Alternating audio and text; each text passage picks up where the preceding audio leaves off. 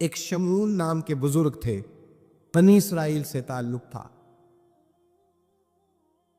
بڑی عبادت کرتے تھے، 1000 سال عبادت فرمائی، ساری رات نفل پڑھتے، سارا دن روزہ رکھتے، اور پھر روزہ رکھ کے تو کافروں سے جہاد کرتے، ساری زندگی جہاد میں گزاری، جس جنگ میں گئے اللہ نے فتح عطا فرمائی۔ یہ ذرا سوچئے کہ جس کا تذکرہ میرے نبی پاک فرما رہے ہیں وہ کتنا بڑا آدمی ہو۔ ولی اگرچہ بنی اسرائیل کے تھے لیکن اتنا زبردست ان کا جہاد کرنے کا طریقہ تھا، بڑا جہاد کیا، پڑی انہوں نے، کافر بڑے پریشان تھے کہ بندہ قابو نہیں آتا، بڑی دور تک بات گئی، بڑی جد و جہد کی، لیکن حضرت شمون علیہ الرحمہ بنی اسرائیل کے ولی تھے، قابو نہ آئے، آخر ان کی بیوی کو خریدا۔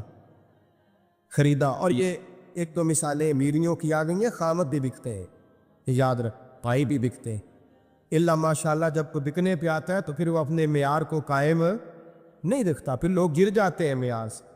بیوی کو خریدا، کہنے لگے تو نے اس کے ساتھ رہ کے کیا وقت گزارا ہے؟ کہنے لگی کوئی سکھ نہیں پایا، ایک وقت روٹی ایک وقت کی بھوک، درویشی کا درس دیتا ہے، کچھ بھی نہیں ملا۔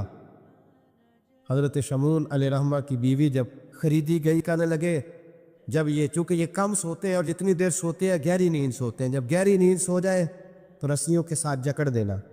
امام غزالی علیہ الرحمہ نے اس کو لکھا ہے، رسیوں کے ساتھ جکڑ دیا بی پی نے، حضرت شمون اٹھے نہ تو اپنے آپ کو رسیوں سے بندھا ہوا دیکھا، اللہ اکبر کہا، جب اللہ اکبر کہا تو ساری رسیاں ٹوٹ گئی۔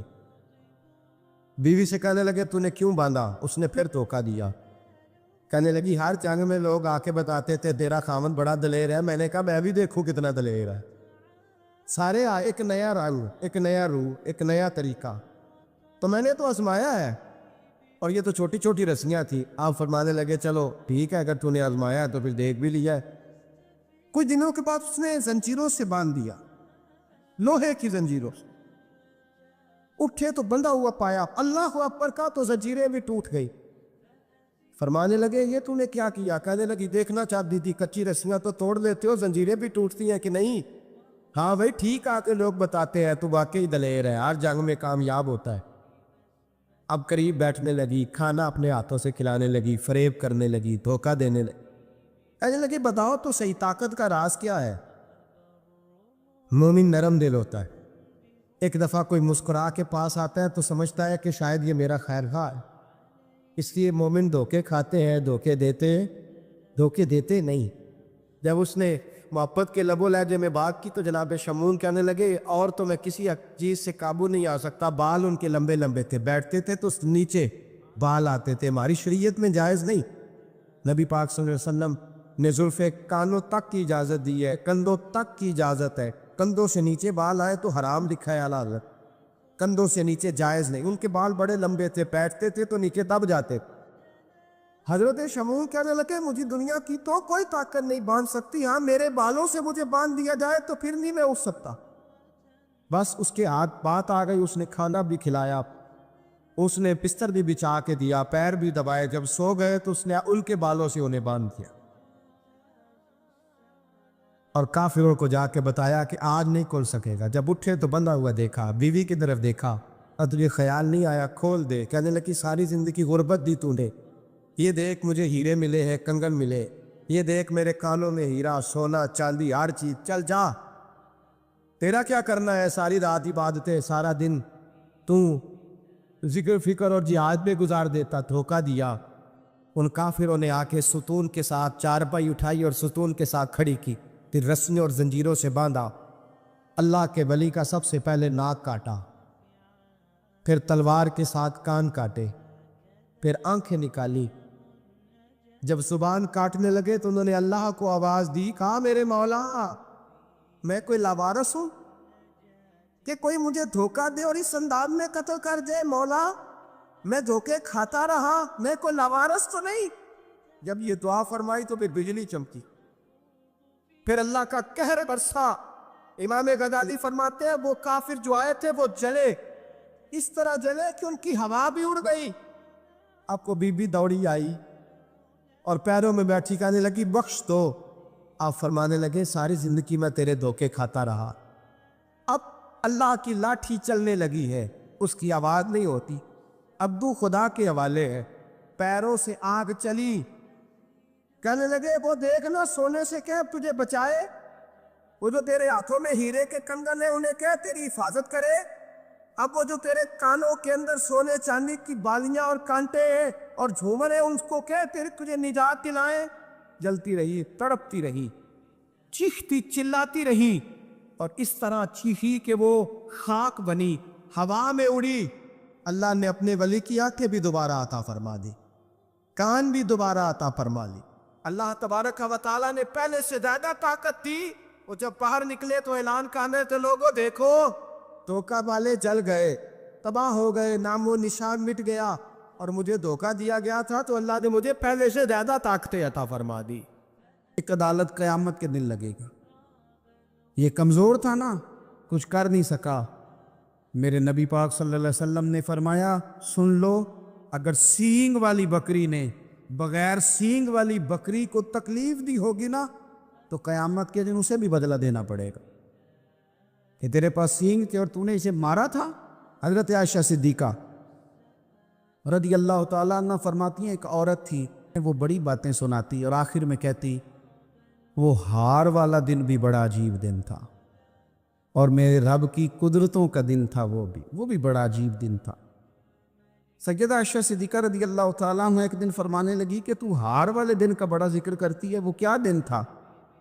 तो खातून कहने लगी, अम्मा जी वो दिन था जब मेरे रब पर भरोसा और मजबूत हो गया, जिस दिन मेरा अपने रब पर तवक्कुल और बढ़ा, मेरे ईमान में यकीन में और पुख्तगी आई। कहने लगी, मैं एक घर की कनीज़ थी, नौकरानी थी, उस घर में एक बच्ची थी जिसके पास सोने चांदी हीरे जवाहरात का हार था। उस ज़माने में ना चमड़े के ऊपर लोग हीरे जवाहरात लगाते थे, कई दफ़ा सुर्ख रंग के चमड़े पे लगाए जाते थे। वो बच्ची पहनती थी तो कहती है वो बच्ची के उसने उतार के रखा या उससे गिरा वो हार तो चील उसे उठा के ले गई गोश्त समझ के और मेरे सामने उठा के ले गई। घर वालों ने मुझसे पूछा, ये बुखारी में मौजूद है, घर वालों ने पूछा मुझसे कि वो हार कहाँ है, तो मैंने कहा चील उठा के ले गई। घर में कुछ चोरी हो जाए तो सबसे पहला इल्ज़ाम किस पे लगता है? मुलाजमीन पे। कहते उन्होंने मुझे बड़ा मारा, बड़ी तकलीफ दी, हत्ता कि मेरी शर्मगाह तक की तलाशी, मेरी इज्जत इतनी ख़राब की मैं बता नहीं सकती। मैंने अपनी ज़िंदगी में एक वाक़या देखा, एक अमीर घर में चोरी हो गई, मुलाजिम को इतना मारा कि वो चारपाई पे पड़ गया। पुलिस वालों से इतनी मार पड़वाई गई कि वो बेचारा चारपाई पे पड़ गया और फिर वो इतना बीमार हुआ और कुछ दिनों के बाद पता चल गया कि चोर तो अपना बेटा है उनका। फिर उसका इंतकाल हो गया। अब वो सेठ साहब और घर वाले आके ना मरने वाले के कान में माफ़ी मांग रहे हैं, कान में। तो मैंने उनसे फिर कहा था कि ये तो अब चला गया है, तुम्हारा जोर चलता था ना तो तुमने कानून खरीदा और तुमने इसे जितना हो सका तुमने इसे मार पड़वाई। वो खातून अर्ज करती है सैयदा आयशा की खिदमत में कि मुझे बड़ा मारा, मुझे तकलीफ दी। मैं कह रही थी कि मेरे सामने चील ले गई है पर वो नहीं मान रहे थे, अम्मा जी उन्होंने मुझे बड़ा मारा। हज़रत आयशा सिद्दीक़ा कहती हैं फिर क्या हुआ? कहने लगी, अम्मा जी जब कोई मेरा मददगार ना रहा, मुझे तकलीफ़ दे रहे थे, रुसवा कर रहे थे, तो मैंने अपने रब से मदद चाही, मेरे रब की तरफ मैंने तवज्जो की, मैंने कहा मालिक अब तू ही मेरा मददगार है। कहती है वो मुझे मार रहे थे तो वो चील जो हार ले गई थी वही लेके वापस आ गई और हमारे सरों के करीब ला के उसने जब उस हार को फेंका, वो मुझे छोड़ के साइड पे हुए, वो मेरी बेगुनाही जान गए। लेकिन आपको बताऊं उस दिन से मेरा अपने रब पर यकीन और बढ़ गया। मुझे समझ आ गई कि जब इंसान पूरा टूट जाता है और जब कोई चारों जानिब उसका मददगार नहीं होता तो रब तो होता है ना, अल्लाह तो उसका मददगार होता है ना, वो तो फिर अपने उस बंदे की मदद करता है ना, फिर वो तो तवानाई देता है ना, वो तन्हा नहीं छोड़ता, वो तो आंसुओं वालों के आंसुओं पे बड़ा करम फरमाता है, वो तो कसम पुरसी में आ जाता है, उसकी रहमत बढ़ के इस्तकबाल कर लेती। तो भाई जब आप पर अल्लाह की हिकमत के तकाजे पूरे होने लगे और ज़िंदगी में कभी कोई ऐसा वक्त आए कि आप महसूस करें कि तन्हा रह गए हैं और कई अपने भी مخالفین کی جماعت میں نظر آنے لگے ہیں، تو اس وقت پھر دل، روح، زبان اور ذہن کو یکجا کر کے سمجھ لینا کہ جب ساری دنیا ساتھ چھوڑ جاتی ہے تو رب کی رحمتیں اس وقت بھی ساتھ رہتی، اور اللہ کی مدد اس وقت بھی بندے پہ کرم نوازی کرتی۔ ایک اور حدیث سنیں، لطف کی بات یہ ہے، یہ بھی بخاری میں ہے، یہ بھی واقعہ بخاری میں۔ اللہ اکبر۔ ایک شخص نے نا ایک بندے سے قرض مانگا، اس نے کہا مجھے قرضہ دو۔ وہ کہنے لگا کہ کتنا قرضہ؟ اس نے کہا 1000 دینار۔ دینار سونے کا ہوتا تھا، درہم چاندی کا ہوتا تھا۔ 1000 دینار چاہیے۔ اس نے کہا کوئی گواہ ہے تیرے پاس؟ غریب کا گواہ بھی کوئی نہیں بنتا، کبھی الجھ جائے نا کوئی بندہ تو کئی اپنے بھی کہہ دیتے ہیں کہ ہم اس کے قول فعل کے ذمہ دار نہیں ہیں۔ ایک غریب آدمی کو قرض کی ضرورت پڑ گئی، 1000 دینار چاہیے۔ میں کہہ چکا ہوں کہ درہم چاندی کا ہوتا تھا، دینار سونے کا، اب 1000 دینار لینا ہے۔ تو جس بندے سے اس نے کہا، اگرچہ وہ نیک بندہ تھا، اس نے کہا یار 1000 دینار دے دو، تو کہنے لگا کوئی گواہ ہے تیرے پاس؟ وہ کہنے لگا غریبوں کا گواہ کون ہوتا ہے؟ ہاں ایک گواہ ہے۔ کہا کون؟ کہا میرا رب، وہ تیرے اور میرے بیچ گواہ ہے۔ اس نے کہا کوئی کفیل، اگر تو پیسے نہ دے سکے تو وہ بعد میں دے دے، یا تجھے کچھ ہو جائے تو وہ دے دے۔ اس نے کہا کفیل بھی میرا اللہ ہی ہے، میرے پاس اگر ہے تو رب کریم کا نام ہے، اگر اعتماد کر سکتا ہے تو کر لے۔ بندہ نیک تھا، اس نے کہا رب کے نام پہ، رب کی کفالت پہ، اللہ کو گواہ بنا کے میں تیار ہوں تجھے 1000 دینے۔ اس نے 1000 دینار دے دیا، وقت واپسی کا طے ہو گیا۔ وہ چلا گیا پیسے لے کے، اس نے پوری محنت کی کہ میں نے وقت پہ پیسے لوٹانے، پوری محنت بھی کر لی، اللہ نے مدد بھی کر دی، پیسے بھی اس تاریخ کو اسے مل گئے۔ بعض لوگوں کا تو لوٹانے کا دل ہی نہیں نہ ہوتا۔ فرمایا حدیث پاک میں کہ تو لوٹانے کا ارادہ کر، رب تیری مدد بھی فرمائے گا۔ لیکن یہاں بہت سارے لوگ کہتے ہیں خیر ہے، ارادہ ہی نہیں، تو پھر جس طرح کا بندے کا گمان ہو رب بھی اسی طرح کا معاملہ فرماتا ہے۔ اس نے پیسے جمع بھی کر لیے اور واپس دینے کو تیار بھی ہو گیا، لیکن رستہ بحری جہاز کا تھا، کشتی کا تھا، دریا کے رستے واپس آنا تھا۔ اب وہ جب آ گیا دریا کے کنارے تو بڑی کوشش کی، پر وہاں اسے کوئی کشتی نہیں ملی۔ وقت پہ پیسے لوٹانے ہیں، سفر کرنا ہے، اب سواری میسر نہیں ہے۔ سوچ سوچ کے پریشان تھا کہ میں نے تو اللہ کے نام پہ لیے۔ اچانک دل میں ایک تجویز آئی، اس نے ایک لکڑی لی، لکڑی کو اندر سے کھولا، 1000 دینار اس میں بھرا، بخاری پڑھ رہا ہوں، اور ساتھ ایک خط بھی لکھا کہ یار میں پیسے پہنچانا چاہتا تھا پر مجھے کوئی چیز نہیں ملی دریا کے اس پار آنے، اللہ کے نام پر تیری طرف روانہ کر رہا ہوں۔ اور یہ کہہ کہ وہ لکڑی دریا میں رکھ دی، وہ لکڑی ڈوب گئی ہے، واپس آ گیا۔ وہ جس نے پیسے لینے تھے وہ عین مقررہ وقت پر دریا کنارے آیا۔ صبح سے سر شام تک اس نے انتظار کیا، دل ڈھلنے لگا تو دل میں خیال آ گیا کہ یار نہیں، اس نے دینے ہی نہیں، جھوٹا وعدہ کر گیا، پہنچا ہی نہیں وقت پہ۔ اب جب واپس لوٹنے لگا تو اچانک دریا میں ایک لکڑی تیرتی ہوئی دکھائی دی، کہنے لگا لے جاتا ہوں، شام کو روٹیاں پکانے کے کام آئے گی، ایندھن بنا کے جلا لوں گا، ہنڈیا پک جائے گی۔ لکڑی اٹھا کے جلانے کے لیے گھر لایا، گمان تھا کہ وہ نہیں آیا وعدہ کر کے، اللہ کو کفیل اور وکیل بنا کے اور گواہ بنا کے پھر بھی نہیں آیا۔ لکڑی لے کے گھر گیا، بخاری ہے، اور جب اس کو چیرا نہ کہ میں اس کی آگ جلاؤں گا، کھولا تو اندر سے 1000 دینار بھی نکل آیا، خط بھی نکل آیا۔ اب ذرا سمجھنا، اس کے دل میں بات کس نے ڈالی کہ تو لکڑی میں پیسے ڈال دے؟ اللہ نے۔ اس بندے کو مقررہ وقت پہ کنارے بھیجا کس نے؟ لکڑی صرف اسی کے ہاتھ آئی تو یہ بندوبست کیا کس نے؟ اللہ نے۔ گھر جا کے چیری تو پیسے بحفاظت اس تک پہنچائے کس نے؟ تو پھر ہمیں بھی توجہ اللہ کی جانب ہی کرنی چاہیے، ہمارے پہ دل کی توجہ رب کی طرف ہی ہونی چاہیے نا، ہمیں ادھر ادھر جانے کی، دیکھنے کی، بندوں پر غور کرنے کی ضرورت کیا ہے؟ وہ پیسے پہنچ گئے، یہ وہاں اپنی جگہ پہ پریشان تھا، اس نے 1000 دینار اور جمع کیا۔ پھر دوبارہ ایک دن دریا کنارے آیا، کشتی مل گئی، بیٹھ کے اپنے اس بھائی کے پاس آیا، کہنے لگا دیکھنا مجھ پر بدگمان نہ ہونا، پیسے اس تاریخ کو بھی جمع کر لیے تھے۔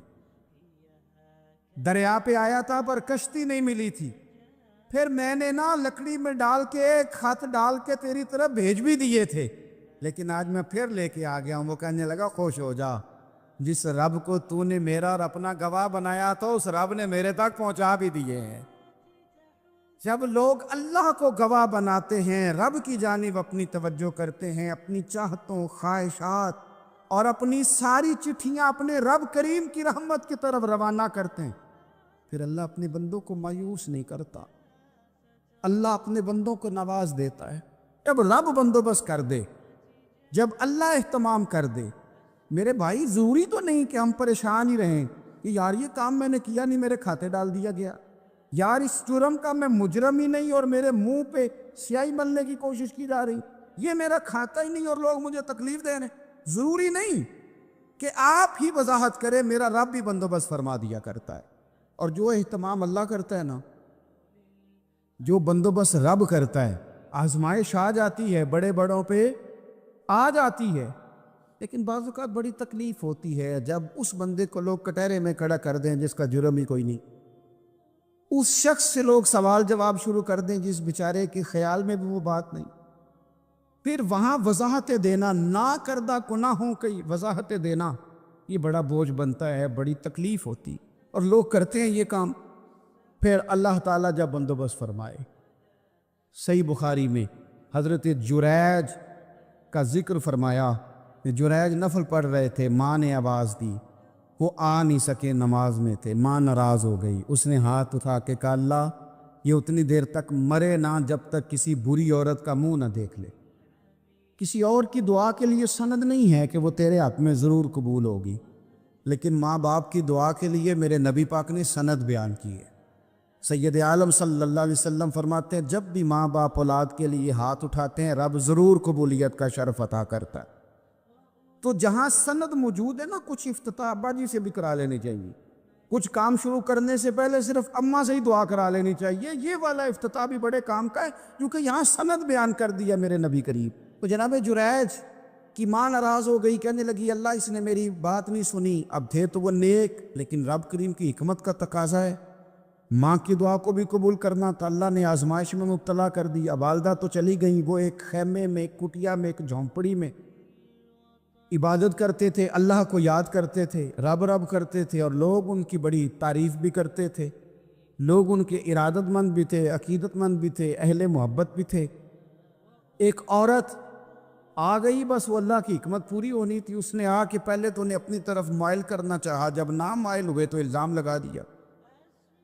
یہ ہمارے دور کا تقاضا ہے، لوگ پہلے آپ کو اپنے حق میں قائل کرتے ہیں، اپنی فرما برداری میں لانا چاہتے ہیں، اگر آپ نہیں آتے تو پھر وہ آپ کو مجرم قرار دے دیتے ہیں، یا میرے ساتھ چل ورنہ پہ میں تیرے خلاف پراپوگنڈا کروں گا۔ دو ہی باتیں، پہلے اس نے قائل کیا، جب جناب جنید قائل نہ ہوئے تو اس نے قریب ایک چرواہا تھا، اس چرواہے کے ساتھ جا کے منہ کالا کیا، مقررہ وقت پہ بچہ پیدا ہو گیا، لوگوں نے کہا کس کا ہے؟ کہنے لگی اس خانقاہ میں، اس حجرے میں عبادت کرنے والے کا ہے۔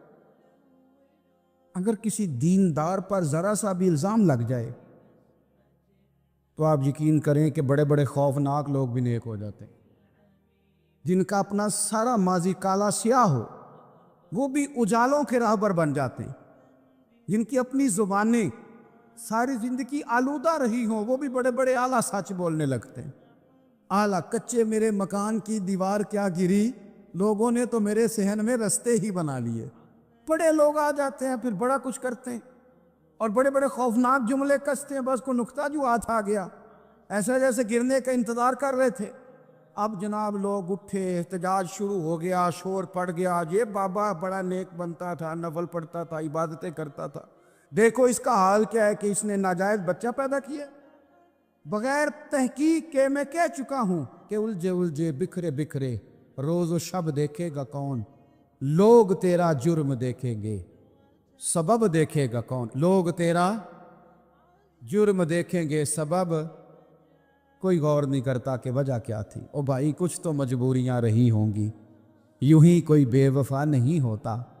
الزام لگا دیا، شور ہوا، احتجاج ہوا، دنیا اکٹھی ہوئی، ان کا انہوں نے اجرا گرا دیا۔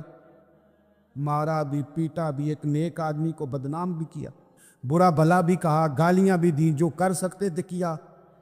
अब जब सजा देने लगे ना तो जनाब जुरैज कहने लगे थोड़ी सी इजाज़त देते हो, मार तो तुमने देना ही है। कहा जनाब ठीक है देते हैं। उन्होंने कहा सिर्फ 2 नफल पढ़ने हैं।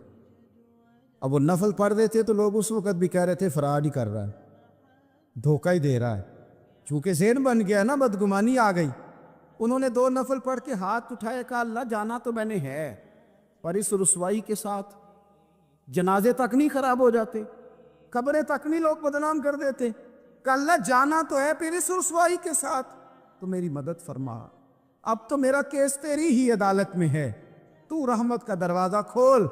हाथ उठाए, दुआ मांगी, नफल पढ़े, पूरे मजमे पे नजर दौड़ाई, कोई नहीं था सपोर्ट करने वाला। कल तक जो कहते थे ना तेरे लिए जिएंगे, तेरे लिए मरेंगे, सारी उम्र ही आटा गुद्दा है, लखा कीते नहीं पेड़े। अब वक़्त आया ही ते मोहम्मद बख्शा कोई नहीं हो बैठा नेड़े। एक बंदा भी नहीं था, वोटर सपोर्टर साथ देने वाला कोई नहीं था।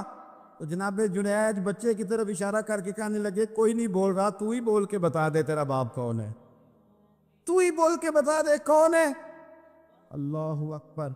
मेरा रब जब चाहे तो बच्चे बोलते हैं, रब चाहे तो गूंगे बोलते हैं, रब जब चाहे तो फिर पत्थर भी बोलते हैं। जब कहा ना तू ही बता तो बच्चा बोला और बोल के कहने लगा मेरा बाप जुरैज नहीं, मेरा तो वो है जो बकरियां चराने वाला है।